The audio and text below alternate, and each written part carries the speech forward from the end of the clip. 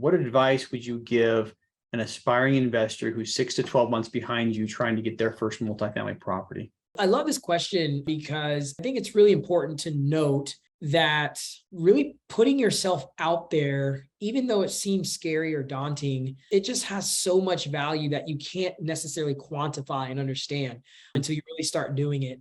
I always tell people it's hard for someone to help you if they don't know how. So one of the ways that I've been able to have leads come my way or, private money being raised is I am loud, not loud in an aggressive way, not necessarily any sort of like Grant Cardone in a way or anything like that, but I pretty much talk about what I'm doing and I share it anywhere and everywhere. You don't necessarily have to be an influencer and create an entire brand where you have a YouTube video going out every day and you have TikTok videos every couple of hours or whatever, but just at least maybe 2 or 3 times a week doing a Facebook Live and sharing with people, just document your journey. I'm Brian Briscoe, host of the Diary of an Apartment Investor podcast, and this is a first deal episode where we walk through what it takes to find, fund, and close a first apartment complex. Now, if you're an aspiring apartment investor yourself, you're probably trying to do the exact same thing. So before we get to this episode, make sure you hit the subscribe button and the little bell below to make sure you get notified every time we post a new episode. And now, enjoy the show.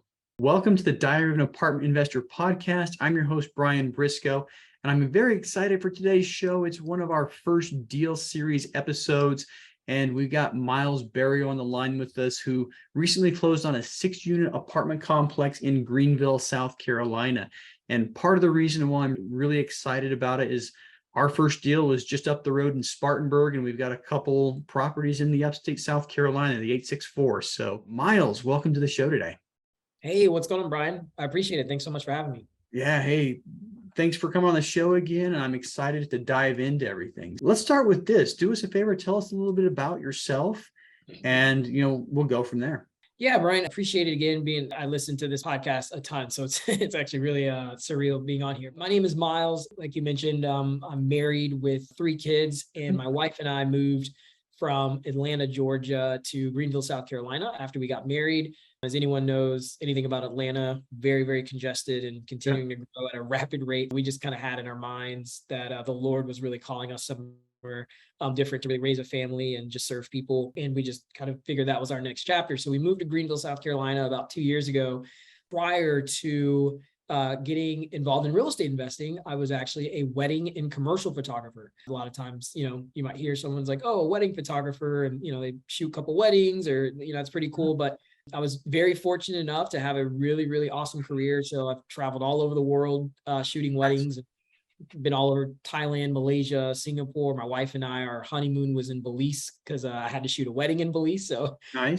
We kind of timed our wedding. When I had to shoot the wedding. So our whole honeymoon was like $500 in Belize, which is crazy. But I slowly transitioned into more so commercial photography. A number of people who follow my journey on social media, but a number of people know me from Netflix. I was a photographer for Love is Blind on Netflix and some other bigger brands, Uber Eats and stuff like that. So anyway, I had a great career with that. But when I moved to Greenville, South Carolina, I was, we were in the middle of COVID and my entire photography business just shut down. Yeah. And that was really my transition into real estate investing. I just, forced pivot. Yeah, really a forced pivot, so. Yeah.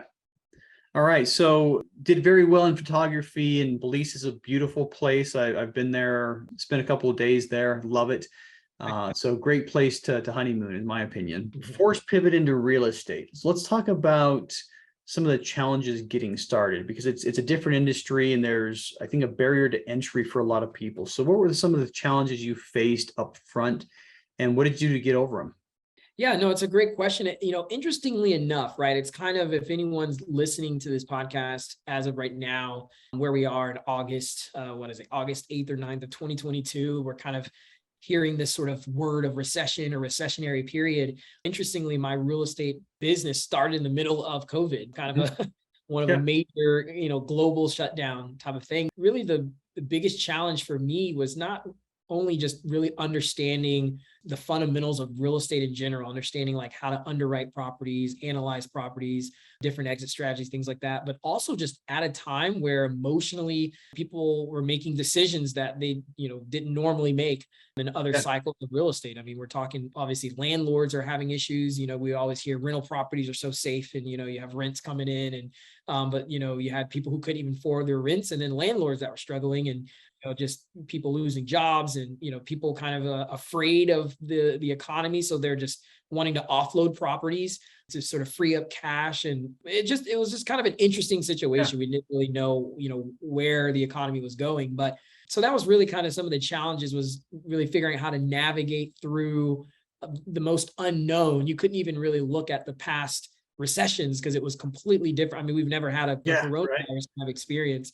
Yeah. So it was interesting, Yeah, I mean, the fundamentals of real estate are still there, but one thing that the recession, and it's hard to call it a recession. It was a technical recession, but it was a government-driven recession. But one of the byproducts of the trillions of dollars that people put into the market, like the government put into the market, was prices went haywire. I think a lot of people trying to get in had a hard time making the numbers work because of the pricing. I think that's a lot of what you were referring to, is just, it was like prices went gangbusters in 2021. There's just so much money out there and so few places to put it that everything just went up. You mentioned some of the challenges getting in, moving from Atlanta to Greenville, which I love Greenville. It's a pretty city. Talk about the education piece. I mean, there's a big piece of education there. Can you go a little more specifically on how you educated yourself and got into the mindset to where buying properties, buying a 6-unit was even feasible? Yeah, great question. I, maybe might be a little bit more unconventional than a lot of the listeners, but interestingly, YouTube really is a valuable resource. I know that, you have to definitely be able to discern, what you are, picking up on YouTube. But, I think there's no mistake that anyone who is sort of growing their investment business and having some kind of success sees the value of YouTube. So they go and share a lot of things that you can learn from just their journey and their experience. But that's one aspect, and it's a smaller aspect. I think the bigger part of my education was really getting to the point of joining mentorships and communities, getting involved in groups of high level investors that are actually doing deals and can break down numbers and concepts that you just maybe sometimes don't even hear on YouTube. A lot of my education came from partnering with higher level individuals and being in mentorships where, there's just higher level value that you may not find elsewhere. You're the second person I talked with today who made mention that being around people who are doing bigger things than you, or doing what you want to do, is one really good way of getting into businesses, especially with multifamily. And there's so many groups, there's so many, places where you can learn, but it's one thing watching YouTube. And there's a lot of good resources up on YouTube. And incidentally, if you're listening to this podcast, you can also find it on YouTube as well. Shameless plug right there. But yeah, at the end of the day, being around people is a catalyst to action. So I love that you mentioned that, being around people. And incidentally, we talked a little bit about this before we hit the record button, but where are you right now and why are you there? Where am I right now in my business? And no, I mean, you said you're Charleston for a conference. Oh yeah. Right. Oh, like physically, like literally where. I was trying to be cryptic. There we go. I'll be specific. Right. Yeah. So not figuratively, literally where I am. Yeah. Literally, I am in an Airbnb in Charleston, South Carolina, because I, actually, it's interesting. So in Greenville, and I think, and they actually do these kind of all over the country, but I know specifically in Greenville, I had my first experience, again, kind of like I said, being in groups and around people, like you said, that sort of facilitate and ignite your passion and your knowledge and drive. I went to this meeting that's called an equity exchange meeting, and it was absolutely insane. My mind was blown. You walk in a room, and there's a moderator that might start. It's essentially like a boiler room for deals. This is not a room where you're just like new and you're asking a ton of questions about, how did that work? Or, I don't understand. This is like, essentially the moderator starts the meeting and goes, hey, who's got a deal. Someone says, hey, I got a commercial property, cap rate is this, it brings in this amount of monthly revenue, X, Y, and Z, but we're trying to develop this aspect of it and we need $400,000. Okay, you need $400,000. How much return would you give to that $400,000? We'll give this.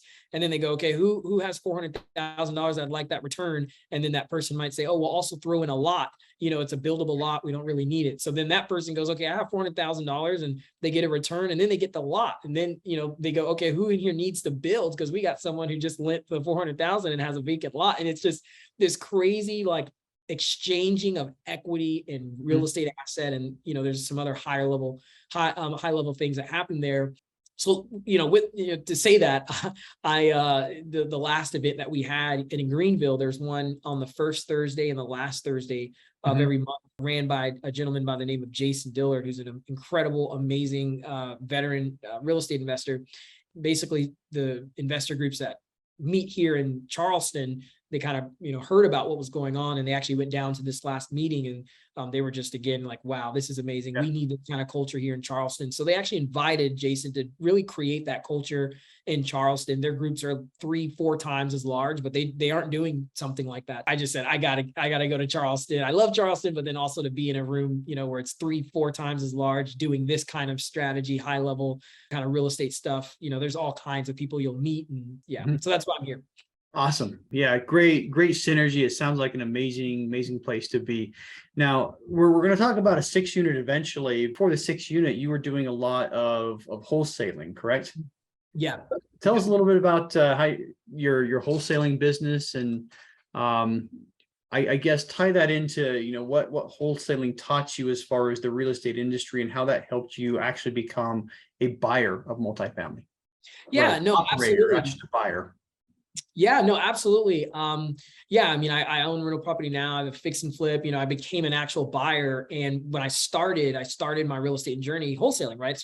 But again, I saw video on YouTube, and the typical catch, how you can make money, with no money out of your pocket and no credit, all the typical tagline. And I was just super intrigued, like, man, this is interesting, especially in the middle of COVID. I'm like, all right, no money, no credit. That sounds like, that makes sense now. So I learned about this idea of wholesaling real estate. Obviously, many of your listeners probably know what it is, so I won't dive really too much into that. But essentially, it allowed me to understand what a seller is thinking and what kinds of sellers there are, and then also what a buyer needs and why wholesaling is so valuable. So the reason why I tell anybody, I really don't care what kind of asset class you're in. It doesn't matter if you're looking to do commercial stuff from, storage units to flex properties to, multifamily, or maybe in single family, you're looking for land. I feel like everybody who's involved in real estate should really either understand and learn the art of wholesaling or have some sort of leg within their business. Doesn't necessarily mean they need to run a whole wholesaling operation, but they should at least involve wholesaling in their business. And this is why, not because it's, really cool to be able to get a property under contract and, do an assignment and make, X, Y, and Z kind of income, but because wholesaling is the art of sourcing the deal off market.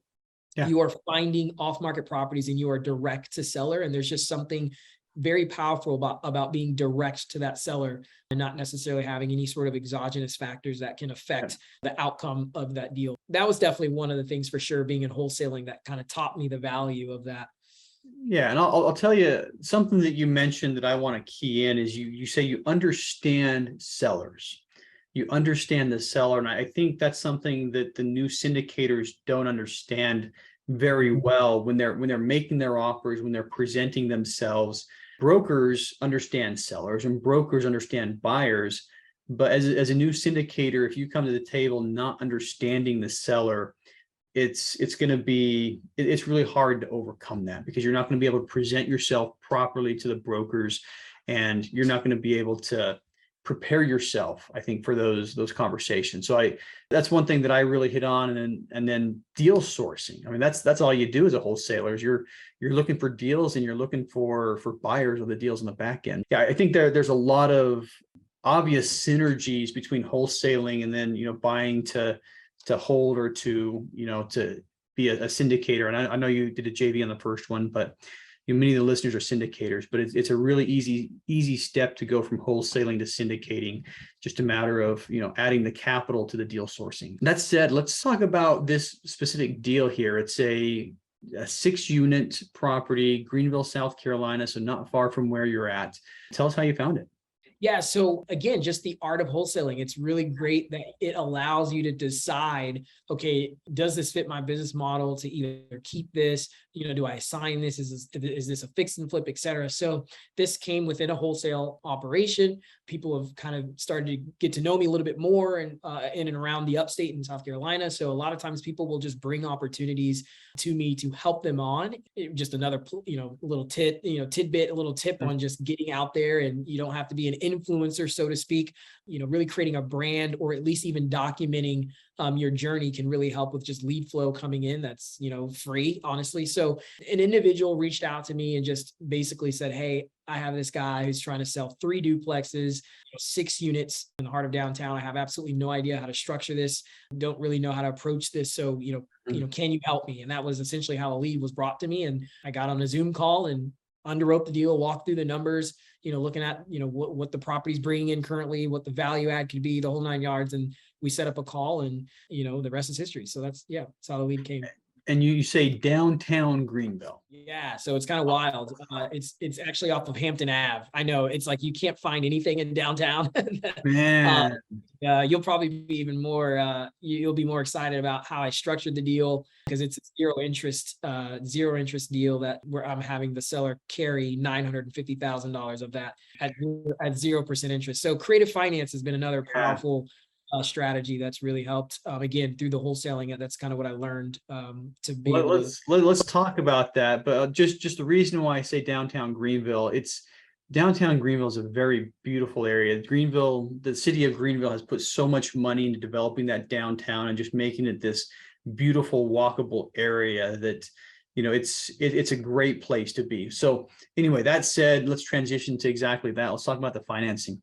Essentially, the seller wanted $1 million even for the property. Essentially, how I wanted to approach it is, I knew, first of all, again, being newer, I just didn't have $1 million in the bank. And even if I did, it just really wouldn't make sense to just place $1 million cash on this property. It definitely would be overpriced as a cash price. But I knew if I could sort of, absorb a little bit of the cost of buying this, especially in an area that is appreciating like crazy. If anyone knows downtown Greenville, like you just said, all the development, everything happening, maybe it would make sense as a creative financing offer.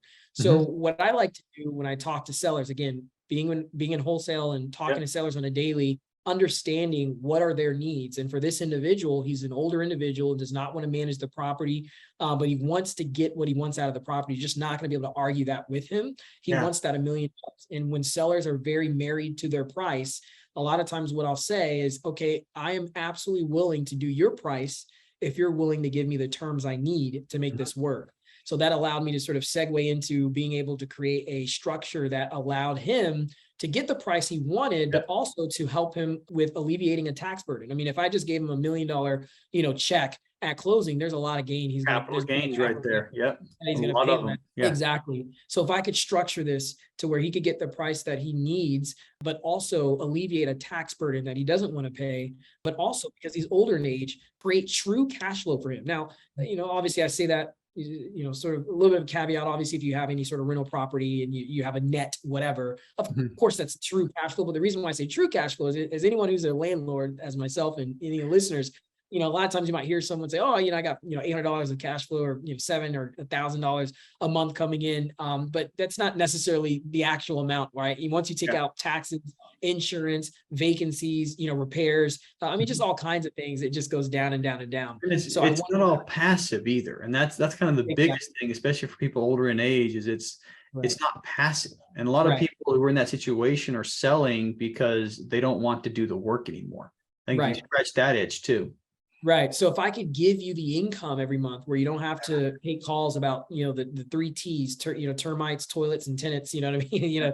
That'll really help you out in terms of where you are in your life cycle. So it just, again, talking about the financing, essentially I worked out what was the kind of cash he needs. What do you need right now, to really help you, whatever you're doing? And honestly, quite honest, $50,000 was really all he needed. So Wow. we worked out a $50,000 down payment. $950,000 would be financed at 0%. And the reason we did zero is kind of one of the things I've learned to try to get, I've been doing a lot more zero interest deals, is if it makes sense where you can structure it to where you will still net in cash flow after kind of taking out all CapEx, expenses, things like that, you can actually really not have interest in your creative financing deals if you communicate to the seller, because a lot of times sellers just want to, they throw in interest because they hear that and just think loans and banks and everyone just thinks interest, but it's not like we really need interest rate. Like, come on, let's just focus on the income you need. What's that number that makes sense for you? And essentially, out of the 6 units, 5 of them were occupied and they were renting for. Now, if you know anything about Greenville or South Carolina, you'll probably be like, oh my goodness, they're 3-bed, 1-bath, and they were all renting for around $700 a month. Mm-hmm. Oh my goodness, way below market value. I mean, they should be at least $1,500. We're getting a lot more. We've got some that are in Pickens County that are in smaller areas. We're getting more for that and for 2 ones. Exactly. Well, it's funny. I was going to say in Pickens. So my first real property was in Easley.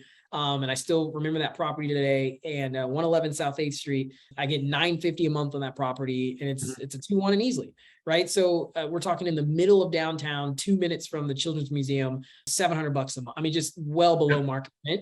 I knew that I could actually focus on his income because he said he wanted to get around what he was getting already. Now, most people would be like, that's insane. Why would you give him, what the rents are coming in as? Well, if you understood where they should be going, it would actually make more sense. So it allowed for him to feel comfortable that his income wouldn't change as much. We essentially were just going to do 5 times the $700 a month. So the $3,500 to him. But again, I knew that those rents, even at closing, should already, just bump up just after we closed to at least 900, 950, but then moving them all the way up to the $1,500 a month, $1,500 a month mark. So I knew that, maybe, day one, you're not necessarily cash flowing like crazy out the gate, but with a little delayed gratification. I mean, those rents are just going to, obviously continue to increase and go out the roof. I think that's really smart. I mean, you saw the opportunity, you saw that the rents were far below market average. And in that case, it's actually fairly easy to hit his number. If he doesn't want to drop in cash flow, and it works for you guys as well. I mean, every penny that you send to him is decreasing your loan amount. So you don't have an interest expense, and it's one of those things. Some in today's market, a 95% loan to value with any sort of interest rate's not going to pencil. And it's actually fairly risky, but you've actually taken the debt service out of it, which makes it so it's very low risk for you as well, because your debt service at 0% interest at 95% LTV is probably similar to what anybody else would get with a 5% loan at 70% LTV. So good find on that one. Great job negotiating that and figuring out exactly what that seller needs. So yeah, and if anyone wants to hear that call, it's actually on my podcast. I record it. I have students and I record my calls, and It's a seller call that anyone can hear the breakdown. I'll even pause and kind of talk through why I said this or that, and it's just a nice little kind of way to learn how to approach some of these deals that way. We'll make sure to put a link to your podcast in the show notes. So make sure when we stop recording that you give that to me, and we can make sure that people who want to hear it can hear it. And I think that's very, very valuable to people. 50,000 down. We talked earlier the structure of the deal where you came in as a partnership. Who else is on the deal? How did you meet them? And let's start with that, and then we'll go follow on questions from there. Yeah, no, great question. So essentially, again, it's just kind of the way my heart is. I'm very giving, and I know that. I at least say this. I tell all my students this, and I tell people this all the time, that 50% of a watermelon is always better than 100% of a grape. Yeah. And I think a lot of times we focus on just, what I'm getting and what I'm getting. And if you can really understand JVing and partnering with someone, I mean, your business can really tenfold. And that's what's happened for me. But essentially, even it's just the way I've set my life up to where I don't have to be greedy with funds and finances, and I can actually grow faster by working together. The individual that brought me the deal, even though he literally had no idea how to necessarily structure it, and then he, didn't do the seller call or, offer it to the seller, do the whole 9 yards, I just brought him in as a 50-50 partner. So that was my 50-50 partner. Now, when we kind of look at the money going out, we have a $50,000 down payment. And essentially one of the units, the reason why it's not occupied is it has some fire damage and essentially needed about $60,000 of renovation. And then we were pretty much going to just put about $12,000 to $15,000 on the other units to really just get them upgraded and just nicer. You don't have to do a crazy high-end reno. The value of the location itself can hold a lot of that weight. Now you still want to create a great product, but you don't have to go high-end and over the top. So we were going to just paint the cabinets, put in new hardware, just again, the floors in the kitchen, just put some newer floors. It's just very simple upgrades. So all in all, we're looking at about $200,000 was what we needed cash to be able to pay the down payment and then kind of do the renovations on the units. So what I was originally thinking was, okay, I have some private money lenders that I know that definitely have 250,000 that would love to just lend. And I actually underwrote the deal to be able to pay out at least $1,000 a month to a private money lender. Now, I was kind of still, even though it made sense and we were kind of close to breaking even, at the beginning, with those numbers, I was really trying to figure out to get creative on how we could maybe alleviate having to pay out, in necessarily private money expenses on this deal, but still it be very valuable for the property itself. So, and this is the importance again of, being around people that are smarter than you and higher level. I talked to a specific individual who's, very extremely well knowledgeable in terms of raising private money and just has an incredible multi-million dollar business. And what he said he said, I think what would make more sense is you guys actually diluting your ownership on that property to 80% and then take 20% and actually divide that amongst the individuals that, basically that 200,000 divided by 5. So you get $40,000 each, because a private money lender that would lend you $40,000, it'd be a little bit easier to talk to someone who has 40 grand that wants to have pride of ownership and have equity in owning these, rather than, maybe finding that one person who, has 200 grand. That's probably going to, maybe want 50% of the deal, so to speak, or whatever, so, which is, again, obviously that's not necessarily, I mean, if we had to give up more equity, to get the deal done and the numbers work, I mean, obviously it's all fine. Now you have a third of a watermelon versus all of a grape instead of half of a watermelon, right? Still want the watermelon. Exactly. But the idea was, let's have, my approach was, I haven't really done this with any other property, but let's have some fun with this and kind of make this like a sort of like a pride of your local area. And what I did is I kind of went on social media and just kind of publicly and just said, hey, looking for partners on this opportunity. Now, again, this isn't a security. This isn't going out and raising money in a way of, hey, this interest rate, et cetera. This is strictly like, hey, we're looking for, anyone who wants to invest in their local area or just in general and have pride of ownership that has, some capital saved that would love to be a partner on this deal, because we were essentially going to do $40,000. When you invested the $40,000, you'd get 4% out of that, 20% that we gave out. So that's kind of how we created the partners and the partnership with that. So the LLC that we created just to have that property is 50-50 owned by Jay and I, and then the actual property itself has the partners with the ownership and the investment. Now, this is kind of important maybe to note, just for someone who maybe new or listening, is to make sure that this isn't a security, and you want to make sure that each of those individuals are true partners. So you want to have in the operating agreement that they have some kind of role. It can be, obviously anything simple enough to satisfy, having some kind of job or role, but they're actual partners, not a passive investment where they just lent money and, they're getting a return. So that was important. But thanks for making that point. That's something that, I think that some people will make the mistake of actually bringing people in as passive investors and structuring it like a JV, not technically legal, but a lot of people on smaller properties will still do it and, hope nobody complains. But, you followed the law to the T. Everybody's got a job, everybody's got a role. And that's the difference between a syndication and a JV, essentially. So that said, we talked a lot about finding it, negotiating it, and everything else, and the capital came from several sources. How's it been since you guys have closed? Yeah. So essentially, the first month, is focused on just renovating. And this is all very recent, but the first month is just focusing on that fire damage unit. It basically needed a full rehab, and we're not really doing anything else currently right now, other than just getting that unit up to par as being like a model unit.